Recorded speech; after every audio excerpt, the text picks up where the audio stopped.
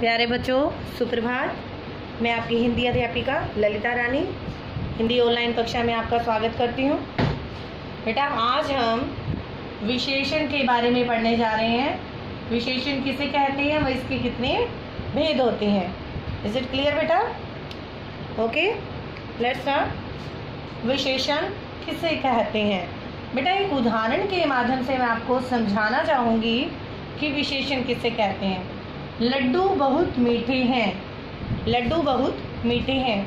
यहाँ देखिए बेटा, ये बहुत मीठे लड्डू कैसे हैं? बहुत मीठे हैं। तो लड्डुओं की क्या विशेषता बताई गई है? वो बहुत मीठे हैं। क्लियर? ऐसे ही काली साड़ी, साड़ी का रंग कैसा है? काला। साड़ी कैसी है? काली। तो काली शब्द जो है वो साड़ी की विशेषता प्रकट कर रहा है। इसी प्रकार लड्डू की विशेषता, लड्डू की क्या विशेषता हुई? वो बहुत मीठे हैं। क्लियर? तो विशेषण की परिभाषा इस प्रकार क्या बनेगी? संज्ञा और सर्वनाम शब्दों की विशेषता बताने वाले शब्दों को विशेषण कहते हैं। संज्ञा और सर्वनाम शब्दों की विशेषता बताने वाले शब्दों को विशेषण कहते हैं। क्लियर बेटा? तो आप यहाँ देखिए, काली साड़ी, साड़ी का रंग कैसा है? काली। तो यहाँ पर काली शब्द विशेषण हुआ, तो ये साड़ी शब्द क्या है? ओके, तो ये बेटा विशेष्य है। विशेष्य किसे कहेंगे? विशेषण जिन संज्ञा अथवा सर्वनाम की विशेषता बताते हैं। विशेषण जिन संज्ञा अथवा सर्वनाम की विशेषता बताते हैं। तो किसकी विशेषता बता रहे हैं? साड़ी की। तो वो क्या कहलाएंगे बेटा? विशेष्य। क्लियर? या विशेषण जिनकी विशेषता बताएं वे क्या कहलाते हैं? विशेष्य। क्लियर बेटा? आगे चलते हैं बेटा। विशेषण के कितने भेद होते हैं? विशेषण के 4 भेद होते हैं। 4 प्रकार के विशेषण कौन कौन से? नंबर 1 गुणवाचक विशेषण, नंबर 2 संख्यावाचक विशेषण, आगे है परिमाणवाचक विशेषण और नंबर 4 है सार्वनामिक विशेषण। तो इस प्रकार विशेषण के कितने भेद हुए? 4। गुणवाचक, संख्यावाचक, परिमाणवाचक और सार्वनामिक विशेषण। सबसे पहले हम बेटा गुणवाचक विशेषण के बारे में जानेंगे कि गुणवाचक विशेषण किसे कहते हैं। बेटा, नाम से ही स्पष्ट हो रहा है यहाँ पर गुणवाचक। गुणवाचक विशेषण किसे कहते हैं? किसी वस्तु या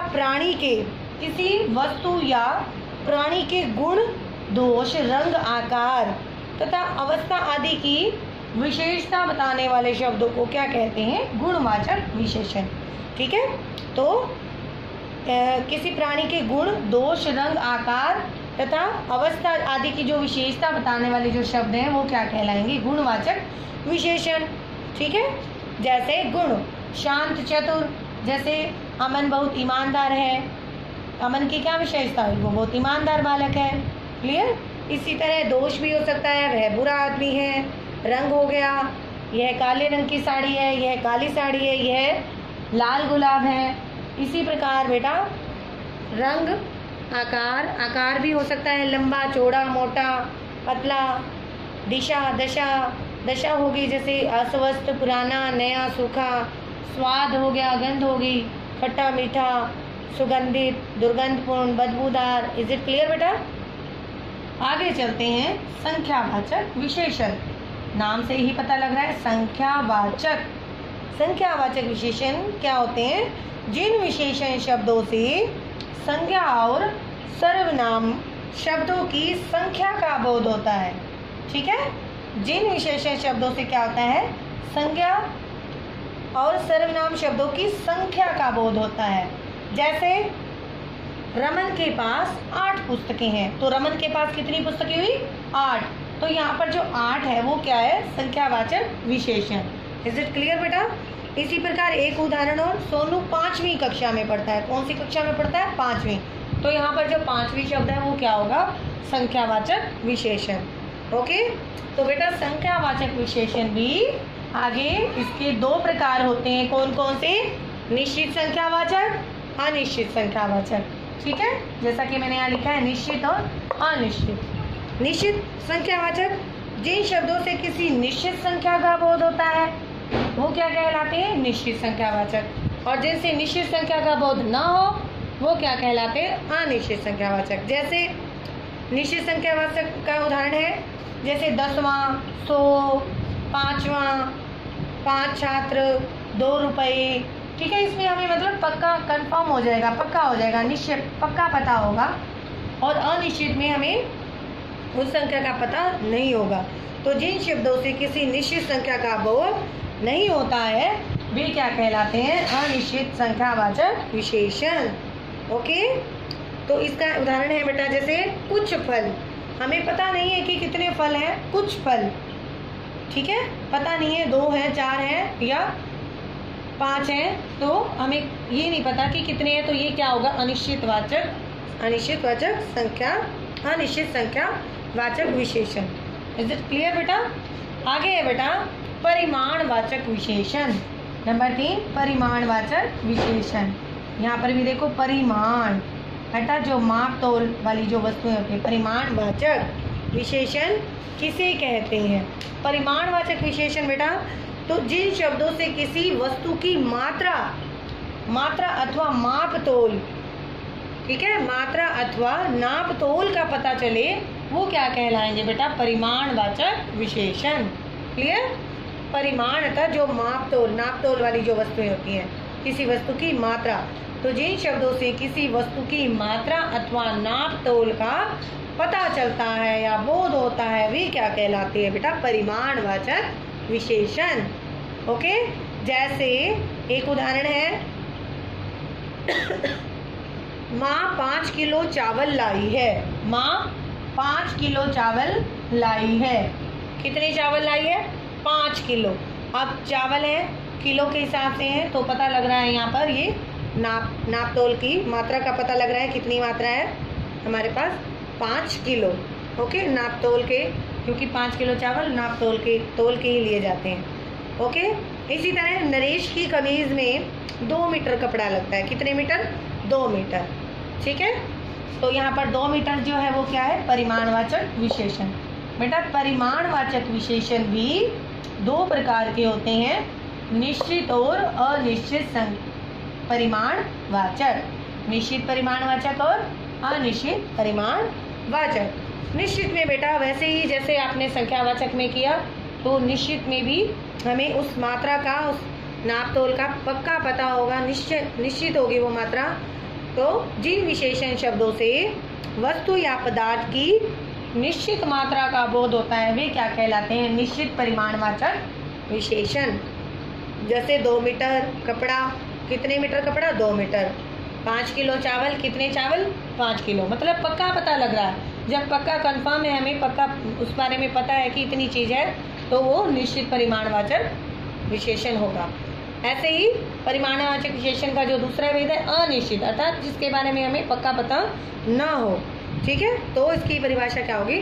जिन विशेषण शब्दों से वस्तु या पदार्थ की मात्रा का निश्चित बोध नहीं होता हो, अर्थात उस मात्रा का पक्का निश्चय पता नहीं लगता हो, तो वो क्या कहलाते हैं बेटा? अनिश्चित परिमाणवाचक विशेषण। जैसे मुझे थोड़ा दूध दे दो, मुझे थोड़ा दूध दे दो। थोड़ा मतलब पता नहीं है कि कितना दूध मांगा है। ठीक है, जैसे जग में कुछ पानी है, जग में कुछ पानी है, ये नहीं पता कि थोड़ा है, भरा हुआ है, कितने लीटर है। ठीक है, तो इसके मतलब हमें इस मात्रा का पता नहीं लग रहा है, अनिश्चित है इस बारे में कि कितना पानी है। तो यहाँ पर ये कुछ और थोड़ा क्या है? अनिश्चित परिमाणवाचक विशेषण शब्द हैं। क्लियर बेटा? आगे है बेटा सार्वनामिक विशेषण। नंबर 4 क्या है? सार्वनामिक विशेषण।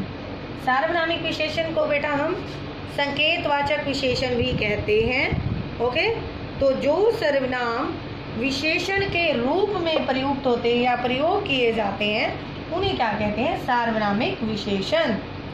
ठीक है, तो आप यहाँ देखो सर्वनामिक, सर्वनाम और सार्वनामिक, यहाँ पर थोड़ा सा अंतर है बेटा। सर्वनाम का जैसे आपको बताइए कि जो शब्द संज्ञा के स्थान पर प्रयुक्त होते हैं वो क्या कहलाते हैं? सर्वनाम। लेकिन यहाँ पर क्या होगा? जो सार्वनामिक विशेषण जो है वो संज्ञा शब्दों से पहले लगकर उनकी ओर संकेत करते हैं, उनकी ओर इशारा करते हैं। ठीक है, तो वो क्या कहलाते हैं? सार्वनामिक या संकेतवाचक विशेषण। ठीक है बेटा, जैसे यह मेरी है, यह मेरी है, तो यहाँ पर यह मेरी है, क्या यह, तो हमें यह जो है ये सार्वनामिक विशेषण है, निश्चय।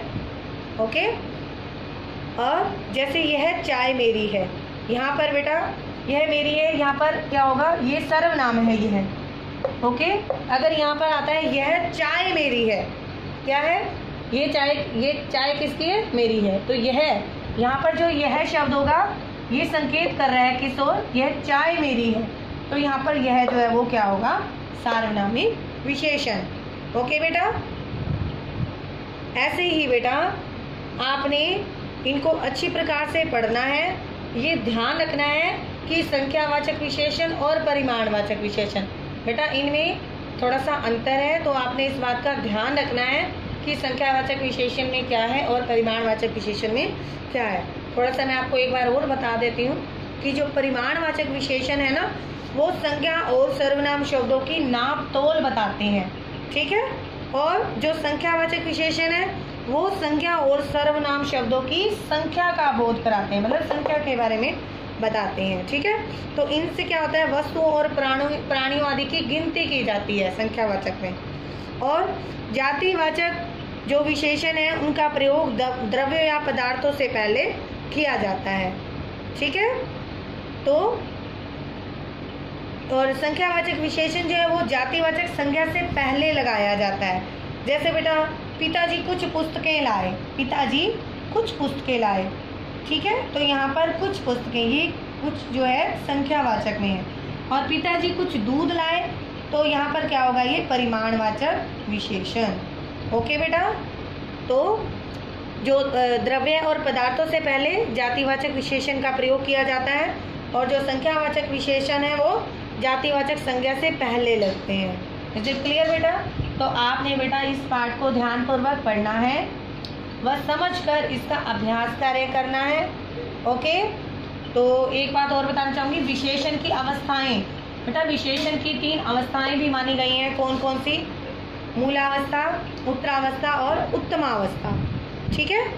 मूलावस्था के बारे में, मूलावस्था क्या होती है? मूलावस्था में किसी एक व्यक्ति, वस्तु या पदार्थ के गुण अथवा विशेषता का कथन मात्र होता है, उसमें मतलब तुलना नहीं होती है, ठीक है।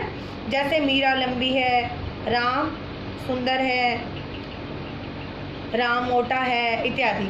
ऐसे ही उत्तरावस्था में जो विशेषण की जो अवस्थाएं हैं, ये उत्तरावस्था, इस अवस्था में 2 की तुलना की जाती है और उनमें एक को अच्छा या बुरा बताया जाता है। जैसे रवि आकाश से अधिक लंबा है, तो यहाँ पर 2 व्यक्तियों में आपस में तुलना की जाती है।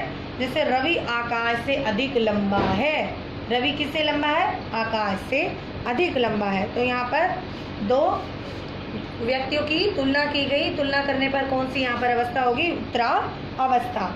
उत्तमावस्था में क्या होगा बेटा? उत्तमावस्था में बहुत से लोगों, वस्तुओं की तुलना करके उन सब में एक को अच्छा या बुरा बताया जाता है, ठीक है। तो उत्तमावस्था में क्या किया जाता है? बहुत से लोगों की या वस्तुओं की तुलना करके उन सब में एक को अच्छा या बुरा बताया जाता है। जैसे यह चाय सबसे उत्तम है, अर्थात सबसे अच्छी है, सबसे उत्तम है, रुचि सबसे सुंदर है, अर्थात इसमें एक दूसरे 2 व्यक्तियों के बीच में आपस में तुलना न आकर सभी से तुलना उसकी हो गई, मत, ठीक है। जैसे यह चाय सबसे उत्तम है, सबसे अच्छी है, रुचि सबसे सुंदर है। ओके, तो बेटा आपने इस पाठ को ध्यानपूर्वक पढ़ना है व इसके भेदों को अच्छी प्रकार से समझकर इसका अभ्यास कार्य आपने करना है। इज इट क्लियर बेटा? ओके बेटा, थैंक यू सो मच।